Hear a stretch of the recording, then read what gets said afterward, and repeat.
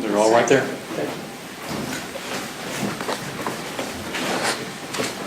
I'm sorry, I showed a picture that I think shows that a Nest camera's unplugged.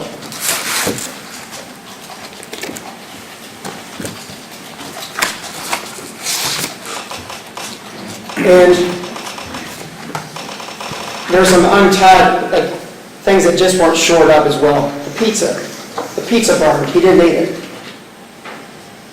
I mean, even Eric, I said, I can't have eaten the pizza because that's just gold. That's all you can think about, though, that pizza. And yet, no sheriff stated any pizza was burned. They were there 9 minutes after this. After he shot, and he calls 911, 9 minutes. Actually, 11, 8 minutes. And there's no, these pictures they're great. Now, you have to remember, too, we're not on the scene. We're not taking any of these pictures. We don't get to choose. Yeah, focus over there. Something happened over there. Focus over here. So these pictures, what the Commonwealth gave us. There's the kitchen. There's a pizza box, another some type of pizza maybe they ordered. But inside that oven, there's nothing. On top of here, there's nothing. And over here, there's nothing. There's nothing. You'll see it. And, you know, I'll tell you, it was it's a tough case to prepare for. Because I saw to my wife, I said, at some point, the judge is going to say, there can't be this much wrong with it. I need to narrow it down. All the minor things that are fairly big in any other investigation, I had to forget them. You've got to keep our eyes on the ball. So 2 weeks ago, or so, we get the interview from Detective Kaufman, an October interview.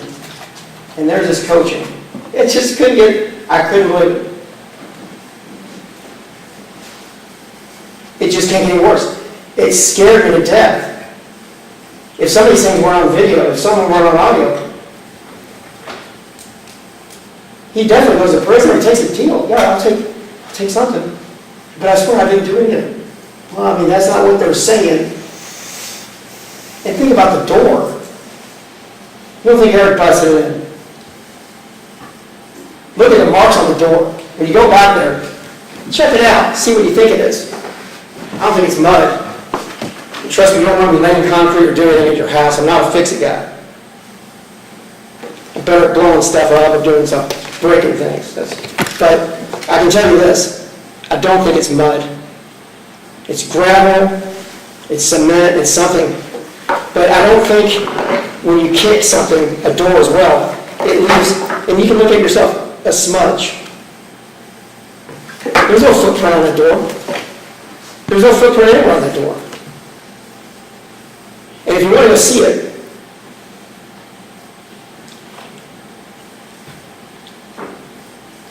the door's over in a warehouse right across there. It isn't what it was. I mean, it's simply not a foot bar. It was a foot bar at one point, and there's a wall. That's the way it is. And you know the timeline. You can't get away from the timeline. When you go back there and you talk about the text messages and when they phone called and what was going on, at 11:05:23, he's on the phone with Emily until 11:05:23. There's a very good chance she heard the beginning. But at any rate, he tells you what happens. 11:05:23, and that's because the timestamp is 11:05:23, and the Nest Cam, which we only got the big file for as of late, and you heard Detective Kaufman say that. I just learned about it 2 months ago, and that was in an October interview. We didn't know what was going on at that point. Then we get a timestamp. Eric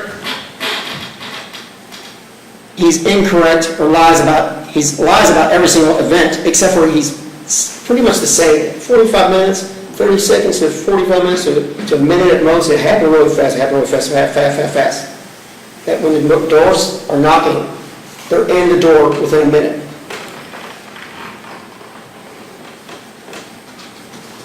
That means by 11:07 at best, right at the minute, 11:08, they're shot and down.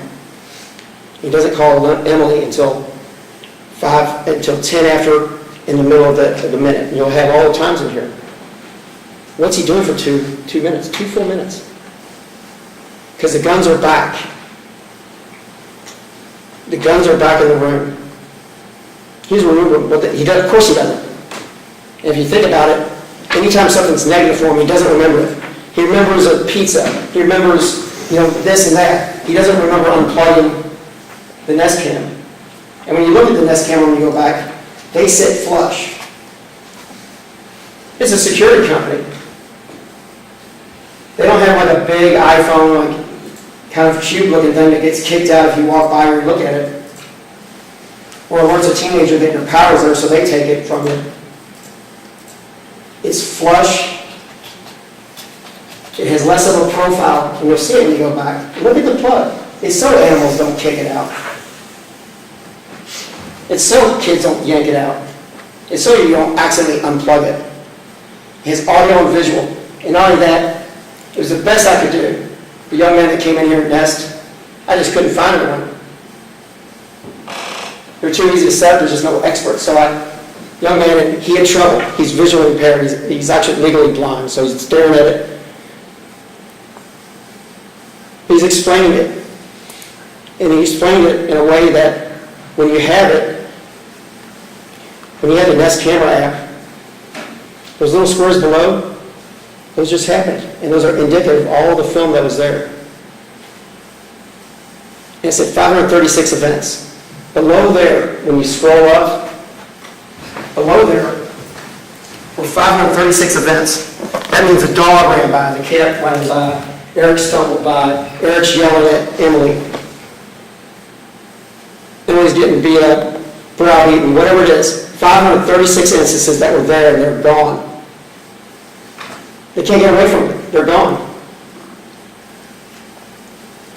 Who's going to delete that?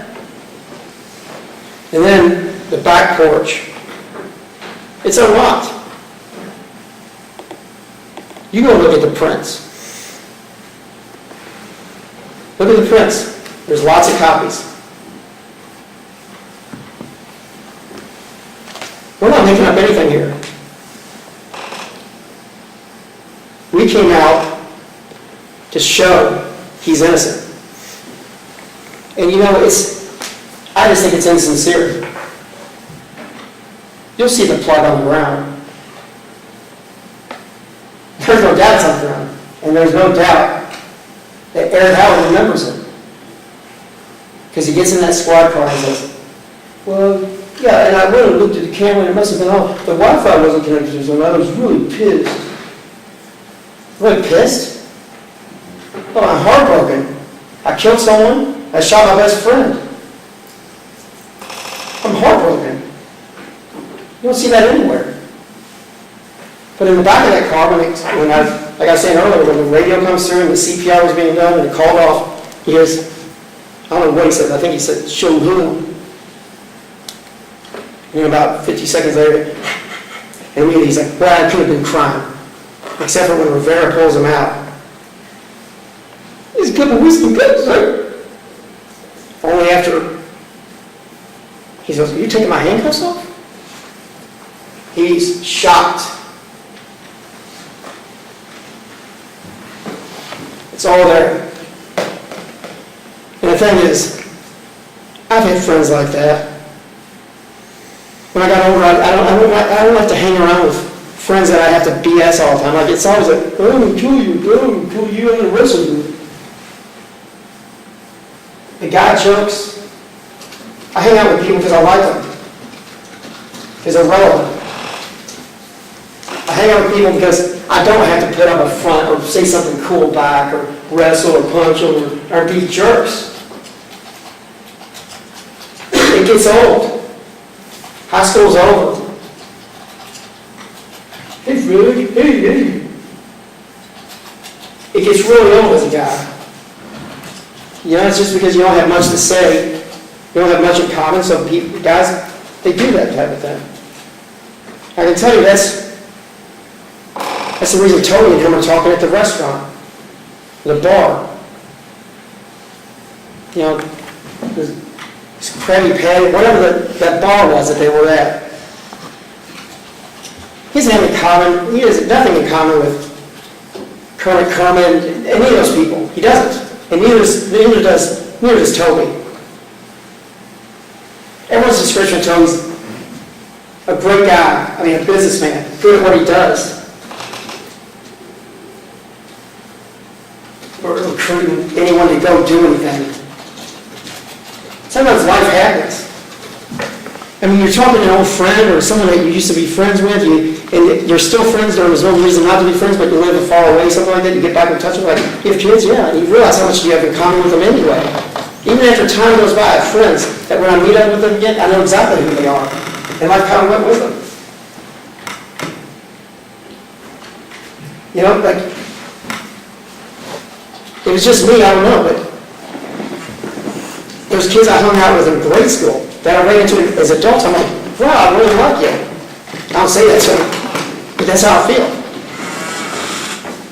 And I might not like them in grade school. There's people in the military I couldn't stand. Hey, we're sitting in a barracks wrestling. We're going to Zaku, Iraq. It's 108 degrees. I don't want to wrestle out here. Grow up.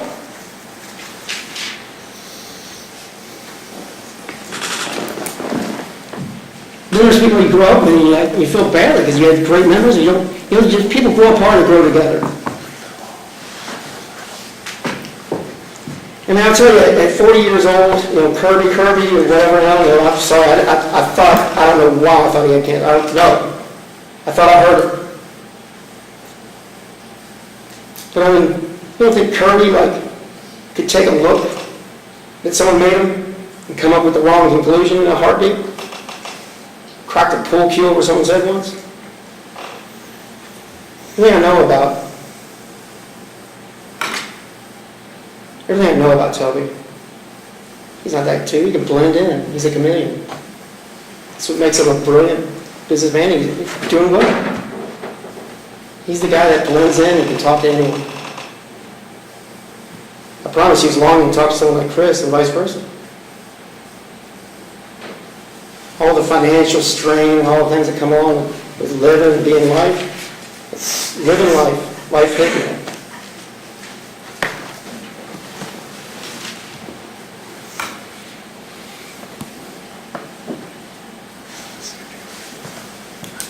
I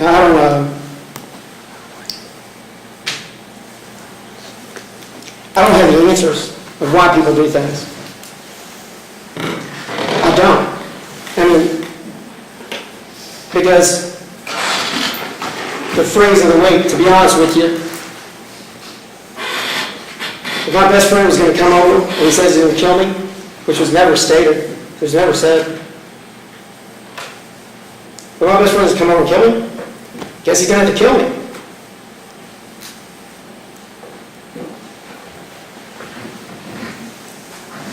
How do you shoot someone? It's your best friend. Why is that even? Because we know he's prepared. Before they're there, he's got the AR-15 out. Because it's on the film. It's on the film. We know. We know now that because it starts at when he first talks to Carter. I really didn't think he was coming over. Well, then why put up the chairs? That doesn't float well. Just in case. It wasn't happening. It doesn't make any sense. And by the end of everything, each story got different.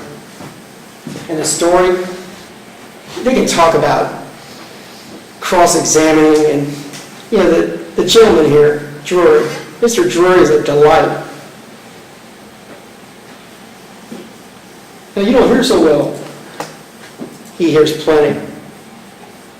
And he remembers plenty. And he's been around. You know when someone's telling you a fish story, just talking to you for no reason? And not only that, but everything he said, when Erich Howard would repeat that story, he thought it got really cool again. The game a sharp one. He's still coming. The last one was cold. He's trying to ice it down. I don't want to leave any leeway. I don't want to get anything left out so that someone can bring me in and talk about something. He's hoping it lays to rest. They're two different. I've been explosive positions in my life and events. And I remember, it's a lie. It's one of the few events in your life, you remember it. You remember if it's your friend for sure. And I don't know, but Chris, it's Eric's friend to Chris. But it just may have never been that way for Erich. I mean, come on. You told me how to treat my girlfriend. And it was heated that day. There was something there. There was something that's different. Money problems. He's talking about a sister that he can't afford to get it refinanced. There's a lot of life going on. And if you don't recognize it as life, things become insurmountable. Then all of a sudden he's talking, I think he's passing out. I think he's blurring in and out, blackouts. Because that whole thing, I'm going to light you up. And I want you to read those. Because not everything was read into the record or talked about. Just like when he says, yeah, he was drinking in the kitchen. He wants him to be drunk. The prosecution wants him to be drunk. People that drink, the laws never change, really. If you look at the policy and procedure behind Operation Backfire from 1950 up until this time, if you look at the legislation as promulgated in 1950, it's the same as it is today, except for better written. Very well written prose. It talks about drinking, domestic violence, guns, violence. It looks like it's topical, and it is. They knew this for years. This is like my dad said, Brenda, he goes, people were smoking back in the day, they say they didn't know they were smoking. He said, we call it cancer sticks. He's 87. My mom's, she's COPD, she's screwing around, I mean, she's tiny. She smoked for 20 years. Everyone knows what's going on. Guns, alcohol, domestic violence, it's all there. At some point in his mind, he's missing work, he's sick, he's even sick today. No one's that sick. I'm telling you, I've dealt with enough addicts, and especially alcohol. It's an illegal drug. It consumes. And it's hard for people to understand, like, well, he's got a drink. Yeah. You want to put liquor in his mouth. It's just as addictive and destructive as anything else. And it's not reckless. It isn't reckless. You hear the detective define it. It's not reckless when someone runs into a family or a human being when they're drunk. It's wanton. It's big murder. It's nothing less. That's why detectives, when they go on the scene, everyone smelled alcohol in there. They should have done a immediate test. You don't understand. I mean, there was all this stuff that wasn't done. Think about it. Put your head, I mean, CSI would tell you, they didn't even reconstruct the scene. Where did the bullets come in? Why did the cat find one? And the projectile. A cat found one. Who do you believe? Does a cat find one? Because if he did, that's the type of investigation they did. A cat found one a week later. Snookum's found one over here. Get over here. We have no idea what it was. We have no idea the trajectory. They just show you a bunch of holes in different places. They don't even attempt to do it.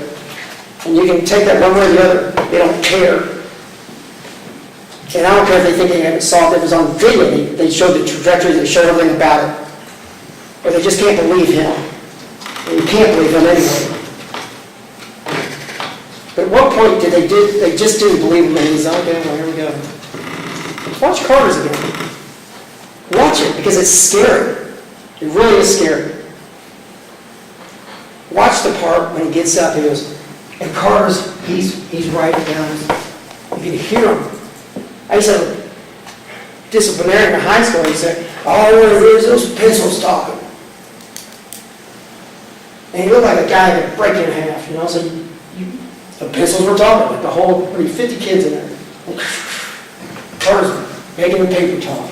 And Erich stands up and goes, and that's the way he came up and he's kicking the door, and he's talking to himself, he goes, Hannah, I didn't see that. I can't tell you how that is. I'm sorry for standing up, I can't tell you how that is because I didn't see it. I couldn't tell you. Sit down. Just a ghost.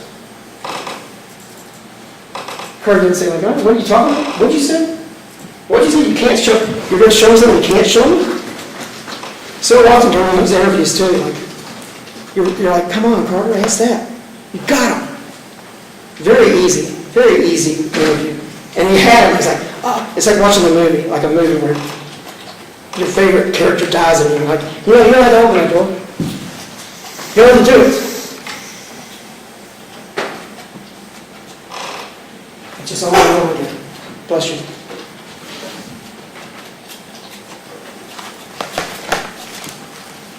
This is what I'd ask. I think Rivera's is very telling. And I'm going to play just one or two things. You don't have to listen. You don't have to watch it. You'll hear it. Just listen. Because it's unbelievable.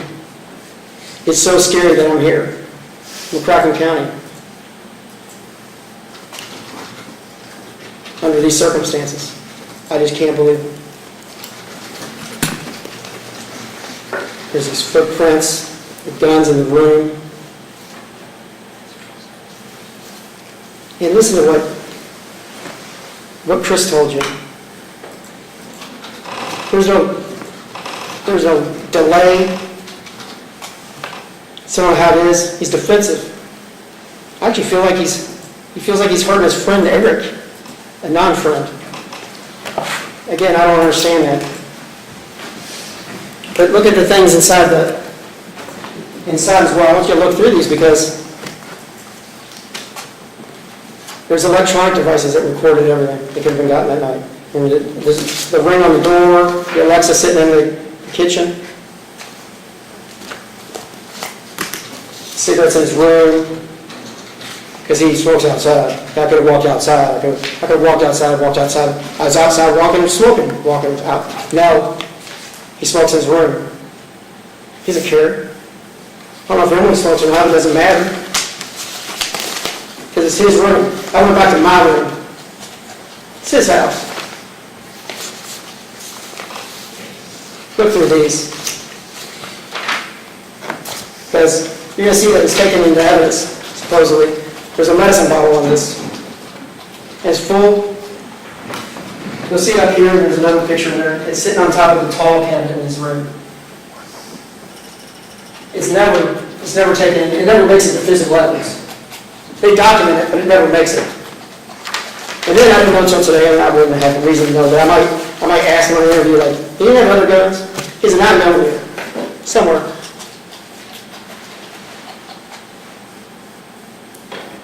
It could have been in the gun bag that they didn't take or check. There's a gun bag, a range bag. Now, if you don't think Erich could shoot, I can say I've got a bunch of Desert Storm veteran friends who ride motorcycles and everything else. And normally the Marine Corps, the group of us that are in the Marine Corps, they're fanatic. They're funny, they're good guys, but they can break down anything you have. The first thing that Jeremy Vance wants to do is come over to my house if I get a gun. Let me see it. Like, Jeremy, now get it back together. Like, at least take it apart. It's some type of less rapid movement.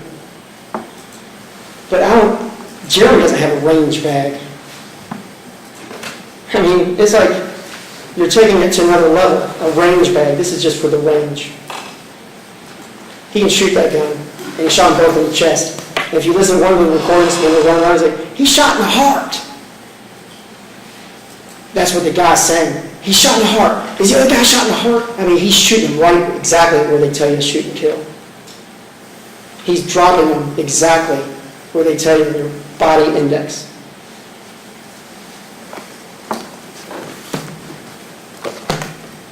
I hope I get through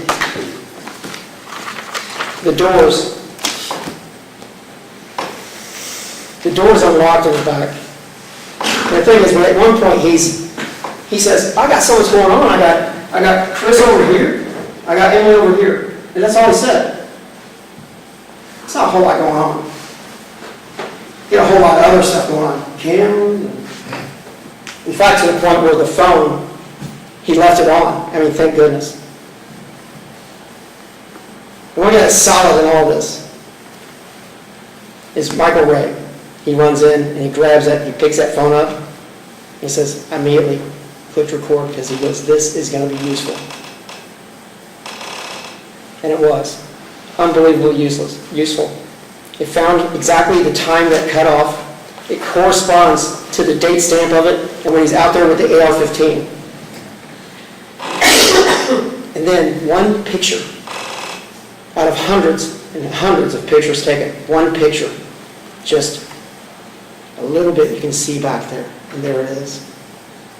If that one picture wasn't taken, think about it. I wouldn't bet a penny on these facts and circumstances. But for, look what happened. Miraculously, look what happened. Look at the phone. And his sister stayed on. She had stayed on the phone and wouldn't drop. She's just listening. And did they call her? Nope. They didn't call the sister. She listened to everything. What are the chances? 6 seconds of an all-day film that they recorded by a body cam in Michael Ray's phone. And that's what breaks the case. If anyone needs to go to prison that's innocent, that's how it would be done. But for the grace of God, here we go. This tiny little film. Not only that, we didn't even have the full resolution for a better part of the first 15 months of the case. We still figured it out. It's unplugged. And if you hear him that night, it wasn't connected to my Wi-Fi for some reason. It's impossible. He didn't want to say it was unplugged because how was it unplugged? He didn't know that film was going to be found. If you think about it, it's impossible. The detectives didn't know until Tuesday. It's impossible. It's a gift. It's a gift, and it's been hard. He's sick every day. I've been living with him during his trial. It's like having a kid brother around. It's irritating. That's it. A gift.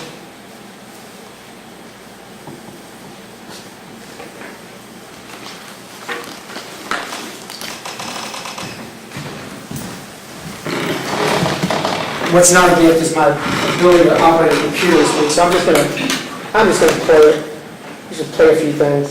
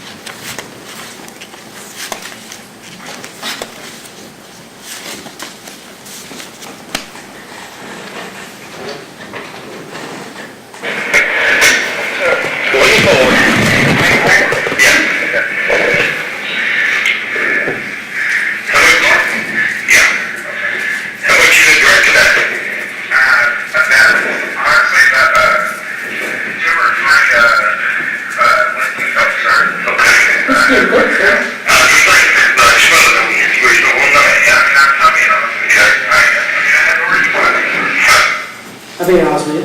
I mean, I am. I mean, there's no reason for me not to be honest with you, sir. I mean, there's no reason. I mean,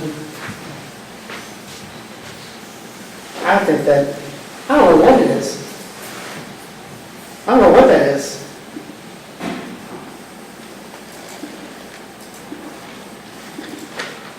What was your thought process for putting the rifle down and getting the handgun? Because if he did come, if all shit goes bad, then it's not easy to cover all three horses, right? But that's pretty good. That's better than what I thought it would be. That's when they're formulating it. They tell you they are. You gotta figure out why you have a gun. I mean, you just can't have a gun. You gotta have a good reason for it. Right? Well, because it really is. That's the scary part. The end. The last interview.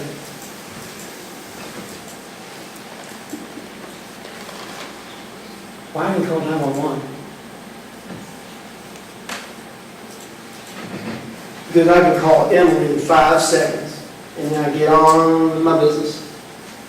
Well, part of that is he's done and everyone's down 8 minutes past 11. Emily's not on call until 10 after 11. And that phone call isn't 5 seconds, it's a minute 30. There's no, I mean, call them, see you. And you know, he's up here like, yes, true, you do? And I'll tell you what it is. He pulls the wool over their eyes. There's no reason for me to lie, sir. I mean, there's a 6'4" guy, 205 pounds at the time. Self-reported. And he's being super nice to him. And I was like, well, this guy's just a friendly old homeowner. They were told Emily to evoke a mind shrink to get her thoughts and what she witnessed and what she's undergone. There's no quiet voice around there. It's hell. I guarantee you. I mean, when he's not there,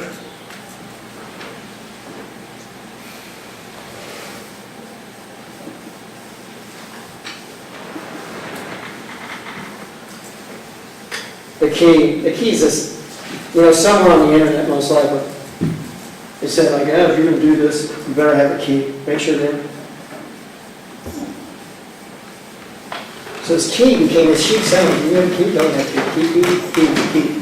It changes each time though, but it becomes vehemently more important as each interview goes through. So from the night, which you can tell he's telling the truth, but he's drunk at some point. He doesn't feel in control, so he repeats every question. If you listen to these, you'll see. There's a whole blueprint that he runs. Repeat the question. I call it the river dance. Everyone does it. It's self-preservation. Hey, were you in there in winter? There's only one door. In there. How many times he said that? In there. That voice comes from, don't river dance me. In there. What do you think I said? You know, like, how many times, what do you think I said? That's because they're doing the old double push. I'm like, what? Oh, what'd you say? It's a tactic. And another tactic that he, very early on in my cross-examination, he answers the incorrect question. That buys you time. If you think about all the time he did this. And again, I hate to take more time but I've lived this for a year and a half now. I wasn't the beginning defense counsel. I came in later. The iPhone. Do you have a code on it? Anyone that has an iPhone. They download it all the time, and they force you to reboot. And when you reboot, you have to have a code. He had his for 3 months, that's what he said. So he goes, well, I mean, and he starts talking about how good the finger resolution is on these things. Well, I only use the fingerprint one. No, you don't. Every time you restart that iPhone, you put in your code first. Then you can use your fingerprint afterwards. He was guessing that Carter was going to bite on that. It's wrought with deceit and fraud, and you can pick it up. I'm sure everyone was intent watching it. But each and every step he made was calculated. It's amazing. I mean, I can't believe it. I tell them, I sit back and I can't believe it. I tell friends of mine about the case, and it goes on for 2 hours. They're like, okay. And then they see it, they're like, oh my God.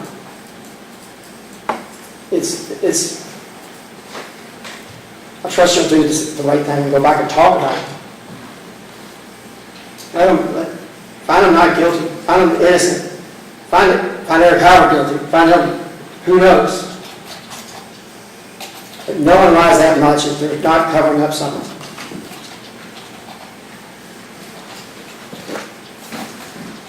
Lastly, when you look at these instructions, there's inextricable overrunning. It overruns with what was his legal presence there. And then I say, well, he was just a guest, and his rights could be revoked. His license could be revoked. You know, like if you're in a bar, you got kicked out, like the pool shark. If she went into there, if she went into someplace, it might be a burglary if she was breaking in somehow because she wasn't allowed back there. Tessa is her name. She's not allowed to go to that place because I don't know why. But when you move into a house, you move in with someone, you do something like that, after a while, rights inure. You don't need a written lease to be a tenant. You simply don't. Now, you talk with that and you're like, okay, well, I don't like the idea that he's a guest and you'd have to evict him. No one likes that idea. And very seldom is it ever a problem. Hear about squatters, I think I've heard here on that.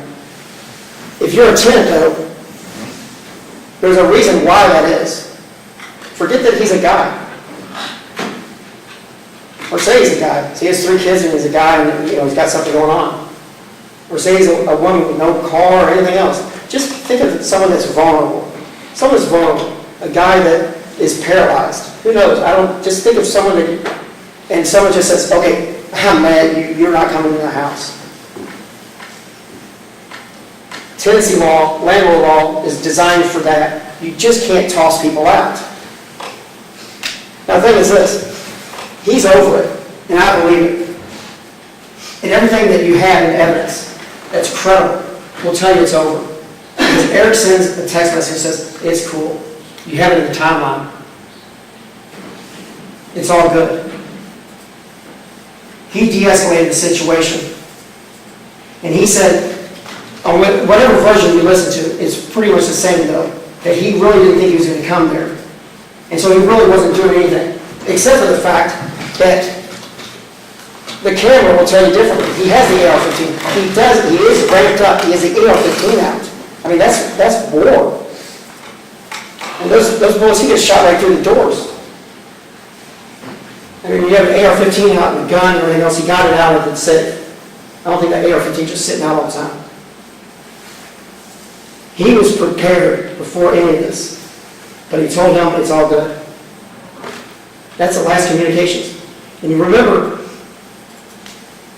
he wants you to prove it. If you don't prove it, Eric's going to stick by what he's told you.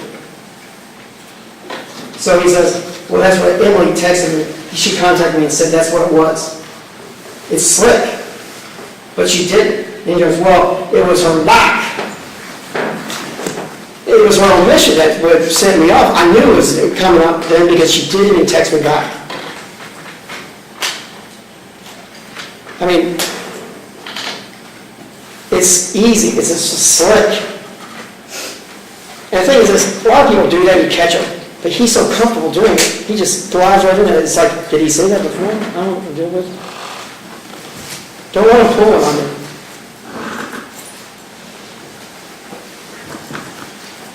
He was entitled to be there. And we know he had the key from the beginning. And somehow they believed him. And they went to trial saying he didn't have it. We produced it. We turned the key. He had it there.